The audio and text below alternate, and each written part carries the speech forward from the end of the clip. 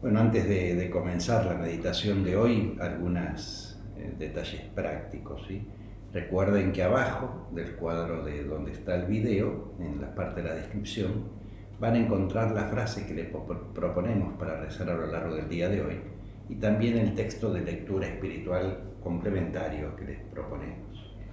Vamos a ver hoy, en este sexto encuentro, los discursos de la cena pascual en el Evangelio de Lucas. Así que la cita que vamos a meditar es Lucas en su capítulo 22, versículos 21 al 38. Así que, como siempre decimos, si no tuvo tiempo a leerlo, ponga pausa, lea, ¿no es cierto?, ese pasaje, así se pone un poquito en tema, y después de haberlo leído, vuelva a apretar play, así seguimos con la charla. Bien. ¿Qué nos presenta este pasaje de estos discursos? ¿Sí? Nos va a presentar en esta escena la continuación de lo que había sido en la charla anterior sobre qué sucedió en esa cena, qué es lo que Jesús conversa con sus discípulos y cuáles son las reacciones.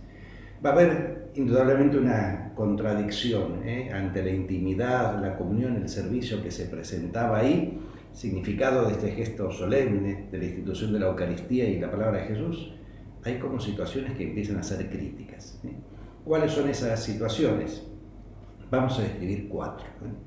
La primera sucede en los versículos 21 y 23, donde sin hacer alusión con nombre y apellido, sí Jesús revela que hay alguien de entre ellos que lo va a revelar. No lo menciona directamente a Judas, pero lo da a entender que uno de sus discípulos.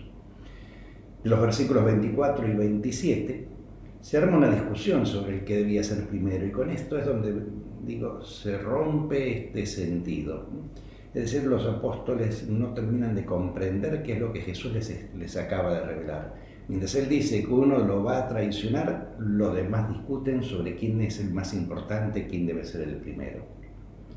En los versículos 31 y 34, en ese anuncio de Jesús sobre su pasión, aparece también la negación de Pedro. Ese Pedro tan ofuscado que permanentemente responde, toma la palabra, hoy recibe ese anuncio que antes de que el gallo cante 3 veces, él lo va a negar. Y en el versículo 38 se nos presenta el espíritu belicoso, ¿no es cierto?, de los discípulos, que entienden mal las palabras del maestro, el desenvainar la espada, defenderlo dando la vida. Es evidente entonces el contraste que existe entre esos sentimientos de Jesús que se abre a su comunidad y la de los seguidores de esos discípulos que terminan no entendiendo nada. Por eso el momento para rezar hoy es pedirle al Señor que aprendamos a quedarnos, que sepamos estar con Él para poder comprender bien lo que Él nos quiere decir, que tengamos más capacidad de escuchar.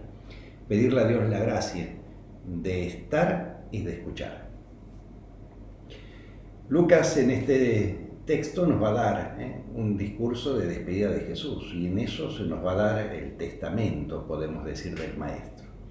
¿Qué nos va a entregar en ese discurso, en ese testamento Jesús?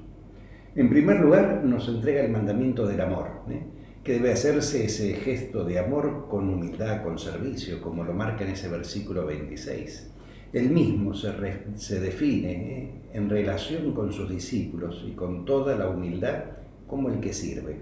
Él no está para ser servido, sino que vino para servir. Lucas no habla del lavado de los pies como va a ser sí el Evangelio de Juan, aunque su mensaje tiene la misma fuerza que el relato del evangelista Juan. Tanto es así que Pablo va a recoger en alguna de sus cartas este mismo tema.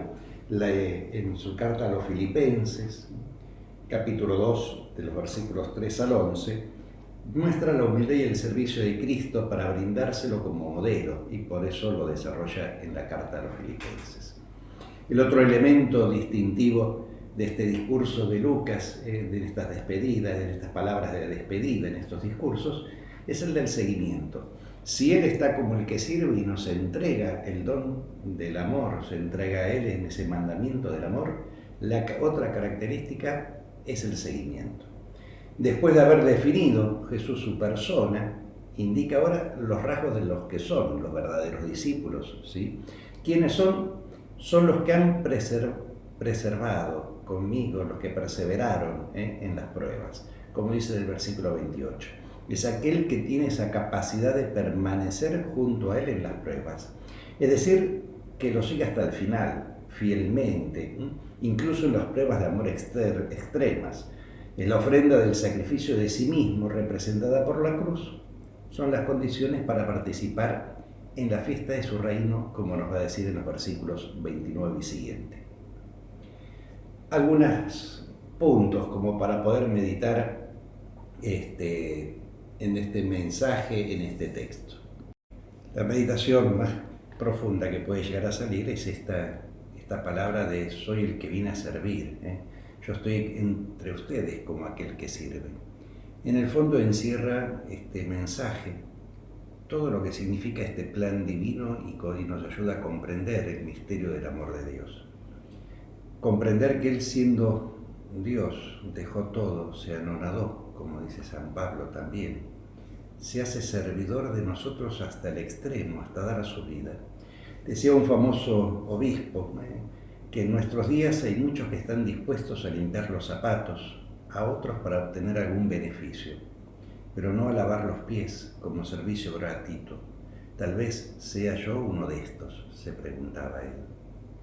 Jesús me va a proponer una manera de comportamiento y en el fondo me cuestiona la actitud de mi servicio, me lleva a profundizar por qué hago yo las cosas, si verdaderamente lo hago pensando en los demás, pensando en el mismo Jesús y desde ahí encontrarme con el otro, o si lo hago las cosas para ser admirado, para ser buscado, para ser tenido yo mismo en cuenta.